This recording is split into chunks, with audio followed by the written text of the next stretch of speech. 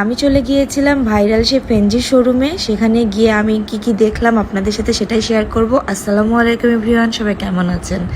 আশা করছি সকলে অনেক ভালো আছেন। তো প্রথমে গিয়ে আমি ছোট বাচ্চাদের কিছু পাঞ্জাবির কালেকশন দেখতে পেলাম এবং পাঞ্জাবির কালেকশনগুলো কিন্তু ভালোই ছিল।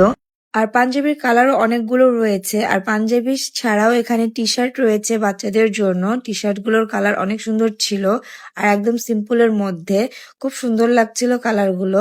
আর এছাড়া মেয়ে বাবুদের জন্য কিছু ফ্রক ছিল। ফ্রকের ডিজাইনগুলো বেশ সুন্দর ছিল, ভালো লাগছিল খুবই। আর যাদের মেয়ে বাবু তারা কিন্তু দেখতে পারেন, অনেক সুন্দর সুন্দর ফ্রক কিন্তু। আমার তো ছেলে বাবু, যে কারণে আমি নিতে পারছি না। আর এখানে কিন্তু এই ফ্রকগুলো খুবই ভালো লাগছিল। এই ড্রেসগুলো এতই সুন্দর ছিল যে আপনাদেরকে কি বলবো।